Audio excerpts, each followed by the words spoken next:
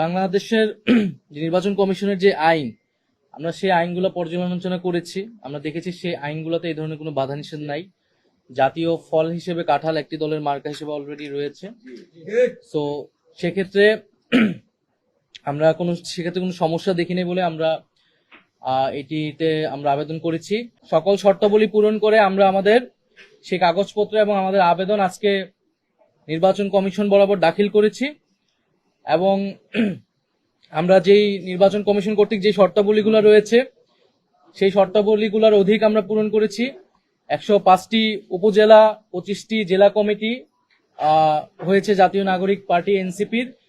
এছাড়াও প্রতিটি উপজেলায় 200 জন সমর্থকের যে ফর্ম পূরণ করতে হয় এবং প্রতিটা জেলা এবং উপজেলায় অফিস নিতে হয়, সেটার অফিসিয়াল চুক্তি লাগে। সেই সকল কাগজপত্র সহ আমাদের গঠনতন্ত্র এর আগের দিন আমাদের সাধারণ সভায় পাশ হয়েছে খসড়া গঠনতন্ত্র, সেই গঠনতন্ত্র সহ আরো সকল কাগজপত্র আমরা একসাথে সবকিছু আজকে নির্বাচন কমিশন বরাবর জমা দিয়েছি।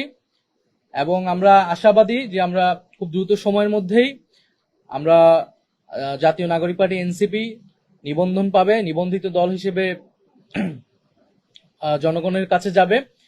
আর আপনারা ইতিমধ্যে জেনেছেন যে আমরা আমাদের যে মার্কা দলীয় প্রতীক, সেটার জন্য আমরা 3টি মার্কার আমরা আবেদন করেছি। 3টি মার্কার জন্য শাপলা, কলম এবং মোবাইল, কিন্তু আমাদের প্রথম পছন্দ হচ্ছে শাপলা। এবং আমরা আশা করছি যে জনগণের মার্কা হিসেবে, গণঅভ্যুত্থানের মার্কা হিসেবে, সাধারণ গ্রাম বাংলার প্রতীক হিসেবে শাপলা মার্কা হিসেবে জাতীয় নাগরিক পার্টি পাবে।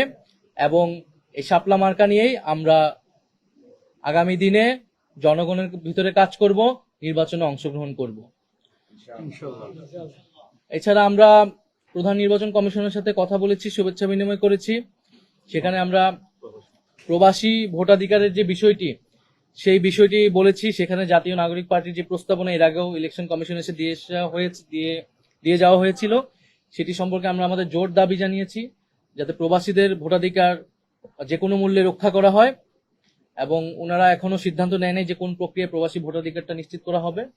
ওনারা বলেছেন এটা দ্রুত সময়ের মধ্যে নিশ্চিত করা হবে। বাংলাদেশের যে নির্বাচন কমিশনের যে আইন, আমরা সেই আইনগুলো পর্যালোচনা করেছি। আমরা দেখেছি সেই আইনগুলোতে এই ধরনের কোনো বাধা নিষেধ নাই। জাতীয় ফল হিসেবে কাঁঠাল একটি দলের মার্কা হিসেবে অলরেডি রয়েছে। সো সেক্ষেত্রে আমরা সেক্ষেত্রে কোনো সমস্যা দেখিনি বলে আমরা এটিতে আমরা আবেদন করেছি। এবং জাতীয় প্রতীকের একটা কথা আসছে, জাতীয় প্রতীক কিন্তু কেবল শাপলা নয়, শাপলা, ধানের শীষ, তারকা, এগুলো মিলেই কিন্তু জাতীয় প্রতীক। সেক্ষেত্রে আপনারা দেখবেন ধানের শীষ এবং তারকা বা তারা, এই দুটি দলের মার্কা হিসেবে রয়েছে। ফলে সেক্ষেত্রে কোনো ধরনের আইনগত সমস্যা আমরা দেখি না। নির্বাচন কমিশনের সাথে আমরা এই বিষয়ে কথা বলেছি। আমরা শাপলাকে মার্কা হিসেবে নিয়েছি, যে শাপলা গ্রাম বাংলার আমাদের যে সাধারণ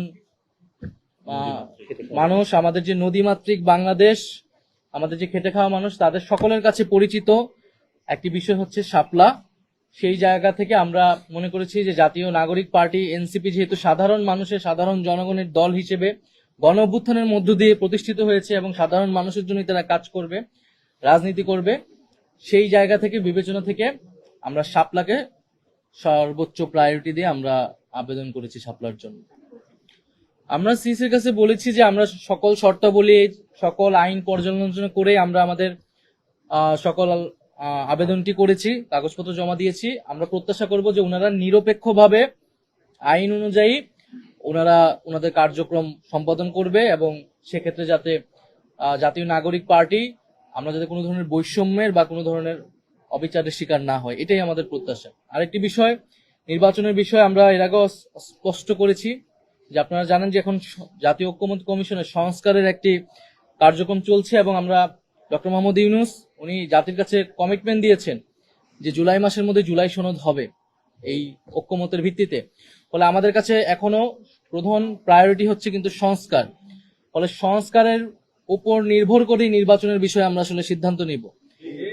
আর জাতীয় নাগরিক পার্টি এনসিপি আমরা বলেছি যে জুলাই ঘোষণাপত্র এবং সংস্কার এবং গণপরিষদ এবং বিচারের রোডম্যাপ, এই সকল কিছু মিলে আমাদের এই মুহূর্তের রাজনীতি।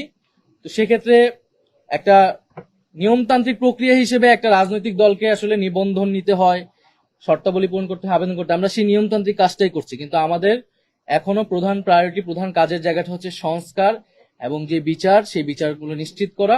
এবং গণঅভ্যুত্থানের যে আকাঙ্ক্ষা ছিল, এবং আমরা জানি যে, আপনারা জানেন যে জুলাই আসতেছে সামনে, এবং সেই জুলাই মাসে যাতে আমরা আমাদের সে গণঅভ্যুত্থানের আকাঙ্ক্ষাগুলোর যে বাস্তবায়ন, এবং গত 1 বছরের মধ্যে আমরা আসলে কেন পারলাম না, আমাদের সীমাবদ্ধতাগুলো কি, এবং এই সরকার থাকা অবস্থায় সামনের সময়গুলো আমরা কিভাবে কাজে লাগিয়ে সেই দাবিগুলো পূরণ করব, সে বিষয়ে আমরা কাজ করব।